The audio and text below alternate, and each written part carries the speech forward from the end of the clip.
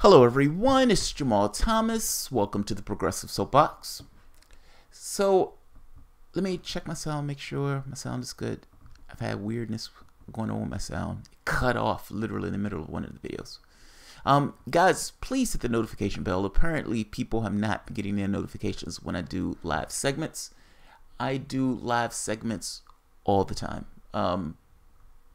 It could be 2 in the morning and I'm doing a live segment. So, please hit just in case. Just in case it works. And if you enjoy the content, please subscribe.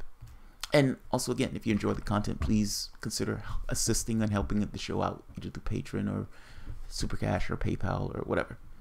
But nevertheless, let's do the news. Let's get demonetized. So, I did a report, I think it was maybe 2 weeks ago, maybe 2 or 3 weeks ago, saying that there is a suspected D notice on the press in Britain that's preventing that press from saying certain things. And I made the point that the British press is effectively lying, capital L-Y-N-G, lying to the media or to the population that it is supposed to serve, and is serving the power that it is supposed to hold into check. And they're doing this voluntarily because the D notice is not necessarily something that's backed up by this kind of force of the government. The government advises the press, but the press accepts this. There's nothing forcing them to accept it. They accept it. There's been a D notice on the Skripal case. And the question becomes, why do you need to put a D notice on the Skripal case? That's really bizarre.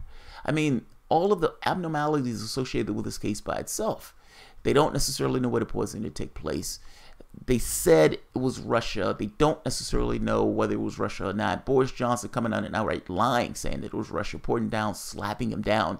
The OPCW not being able to attribute it to anybody, while the British government saying they have secret evidence and secret information saying that the Russian government did this.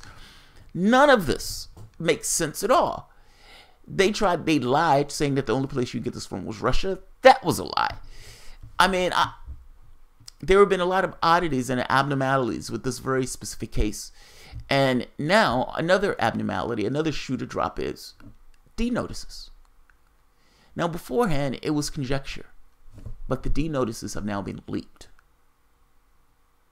There wasn't just one D notice, there was 2 on the Skripal case, trying to protect the identities of people associated with Skripal, meaning agents.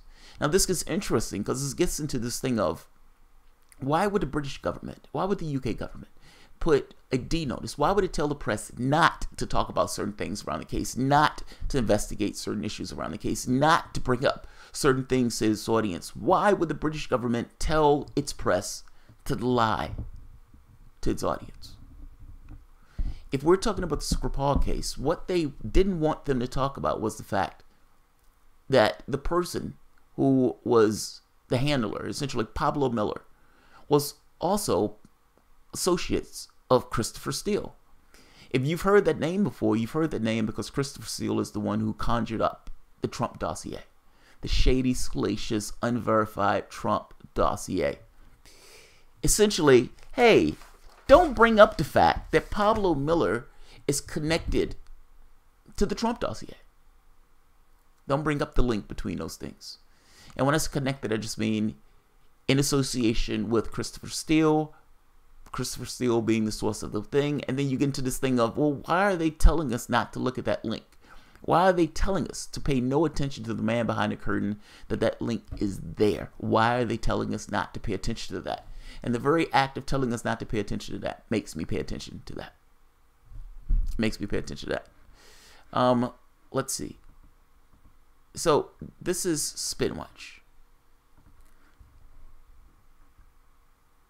Rebranded D Notice Committee issued 2 notices over the Skripal affair. And I'm enclosing both of the D notices so you can see for yourself. I've been looking for other sources to corroborate this. Craig Murray did an article first saying that there was a D notice. This guy comes out with the D notice itself.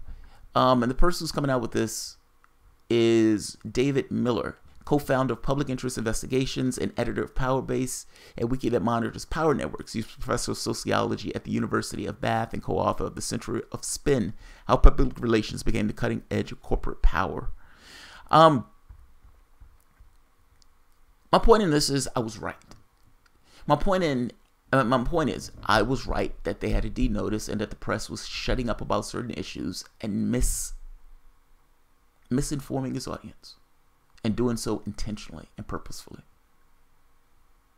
Why would the British government need to do that? Let's keep going. Let's see. There are parts of this that I want to read, but I'm not going to keep this one too long. Spinwatch can reveal that the Skripal affair has resulted in issuing of not one, but 2 D notices to the British media, which are marked private and confidential. We can also disclose the contents of both notices, which have been obtained from a reliable source.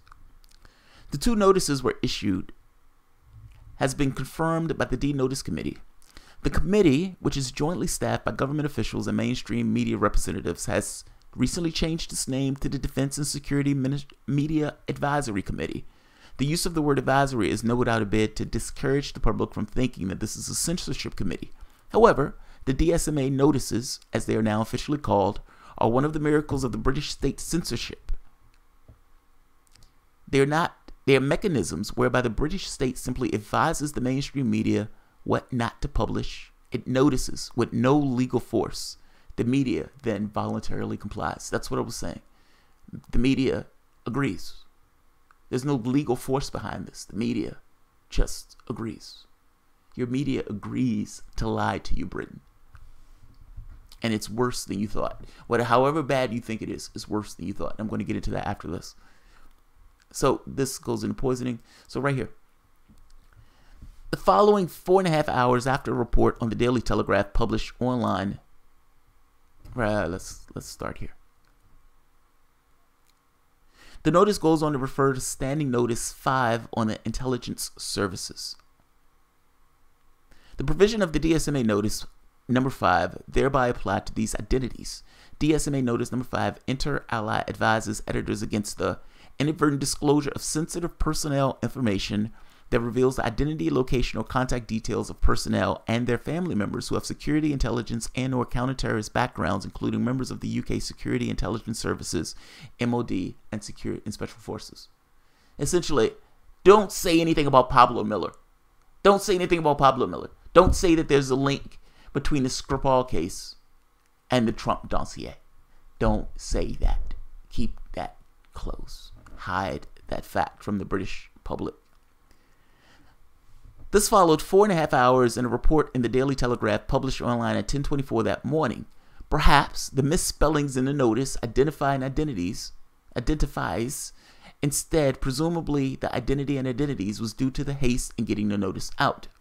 Anyway, according to the date-limited Google search, the Telegraph was the first English language report online to discuss, in discrete and discourse terminology, the connection between Skripal and a security consultant who is understood to have known him for some time and is based in Salisbury.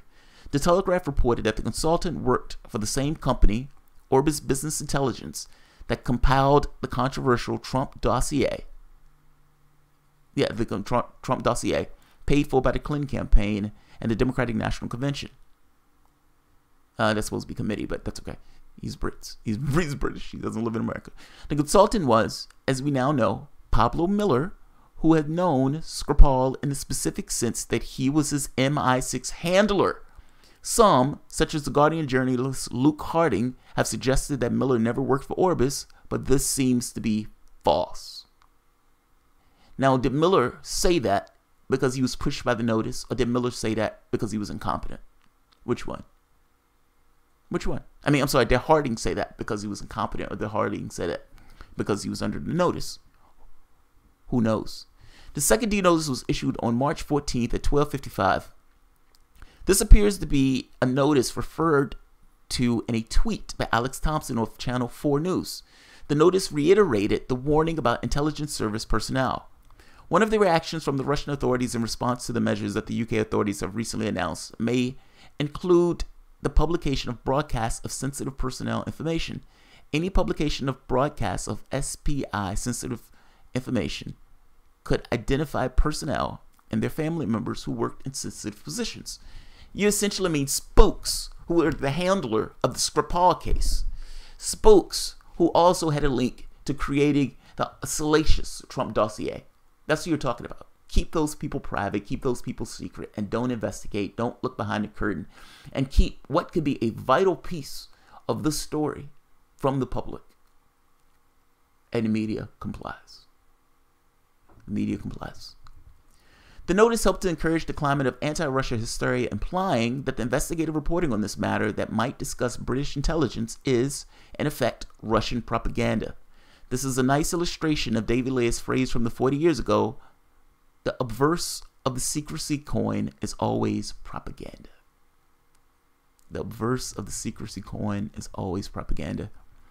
It is a standing rebuke to the notion that journalism should question power, that 15 senior media people should agree to sit on the censorship committee, as well as the BBC, ITV, ITN, and Murdoch Scott News representing broadcasters. There are a variety of representatives from the broadsheet and tabloid press, regional and Scottish newspapers and magazines and publishing, including 2 News UK and HarperCollins, both owned by Murdoch, as well as Trinity Mirror, the Daily Mail, and the Guardian. On the government side of the committee are the chair from the MOD, 4 intelligence-connected representatives, essentially spooks. You have a bunch of spooks who are sitting on the other side of that committee. 4 intelligence-connected representatives from the MOD, Dominique Wilson, Director of General Security Policy, Foreign Office, Louis Neal, Director of National Security, Home Office, Grammy Bigar, unspecified posts in the OSCT and Cabinet Office, Patty McGuinness, Deputy National Security Advisor for Security, Intelligence, and Resilience. The DSMA committee likes to cultivate the impression that it's a rather uninteresting committee, that is, as a former vice chair of the committee, a journalist, put it, emphatically not censorship, but voluntarily responsible media restraint. Call it whatever you want. It's called censorship. You're keeping information from the public that the public needs in order to come up with an actual contextual real view of the world. And if you're hiding one of the spooks that is instrumental in creating a link between what's taking place here and what's taking place in the United States, then you're lying to your audience. And the media is doing so at the behest of the government. This is amazing. This is absolutely amazing. I didn't know this was in effect until a few weeks ago, and it blew my mind. And I made the same case that he's making. You're supposed to hold power accountable. Instead, you're essentially saying, okay, and you're making excuses for power, saying, well, I mean, we can't reveal this information to the public because the Russians. Slapping a notice on something that establishment wanted to suppress has been the stuff of thrillers, spy stories, and conspiracy theories for more than a century. This is a typical deception used regularly by defenders of the British system of censorship. The DSMA notices are indeed slapped on the media to this day, as the 2 notices revealed here. And these notices are here. I'm putting this article at the bottom. You can look at them yourself. But essentially, when issues around the Skripal case don't talk about the MI6 handler that was instrumental. Here's a question. One of the things that was brought up by Craig Murray. Is it possible that the reason that they don't want you to have a conversation about that spy is because it creates a link? Meaning, who was the Russian that gave up that information? Who was the Russian? Who was the Russian that conjured up the information for Trump? Is it possible that the Russian that conjured up the information for Trump was Skripal? Like, I'm making the point that there is a link that has now been established between what is taking place in the UK and what is taking place in the United States. Craig Murray nailed this link down, making the point that it's most likely was the UK or the United States intelligence services that knocked Skripal off. That it most likely wasn't Novichok, because Novichok was like 10 times worse than VX. VX supposed to be one of, an extraordinarily deadly chemical. And this guy's laid up. Daughter recovered. You're not supposed to recover from these things, but they've recovered. There's a lot of weirdness surrounding these cases, and it gets even weirder that the UK government has slapped the D notice. And by the way, before I end this article is a little old, but it makes my point. 1.5 thousand D notices issued to the UK media outlets in just 5 years. Think about that. 1.5 thousand. And this was just up to 2015. And the interesting part about the story is a large part of it is self-censorship, meaning it wasn't so much that it was the heavy hand of the government saying, don't talk about this. It was the media saying, should we talk about this in many of those cases? That's mind-blowing. You don't have a media in Britain. At least you don't have a media giving you real information that you may actually need. You have no idea what information is being hidden by these guys that the press is completely acquiescing to. You're not being forced to do it. They do it. They're colluding with the government in order to hide information from the UK public. This is a travesty. And the idea that media is supposed to hold power accountable, this throws it out completely. There is no such thing as holding power accountable if you're asking power what you can tell the public. There's no such thing. I'm putting both of these articles at the bottom for you guys to see. I have a bunch of articles to do today, so I don't want to hang too long. Let's see. Can you make a call in solidarity of no Saturday show? Rob, yeah, I could do that. I could do that. Solidarity of no. I love that. Call in.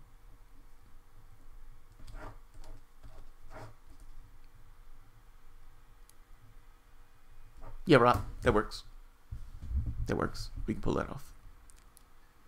We can pull that off. I'm going to leave it because I don't want this one to go too long and I want this one to be accessible. But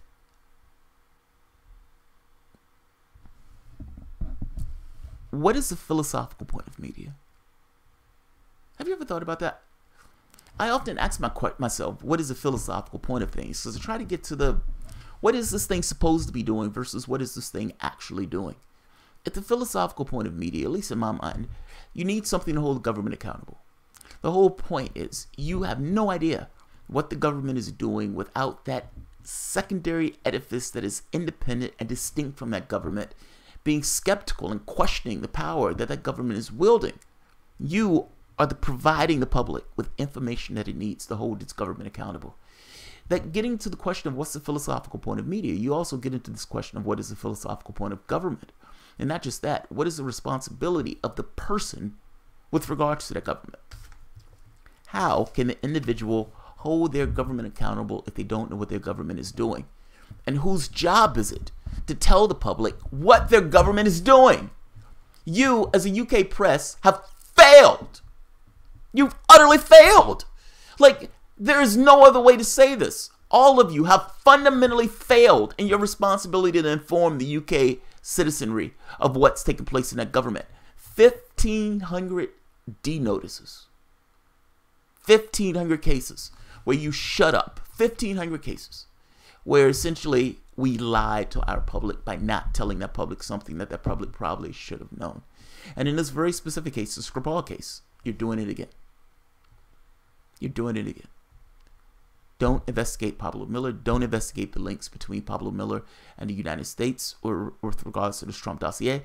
And by the way, what's taking place in the UK, in the United States?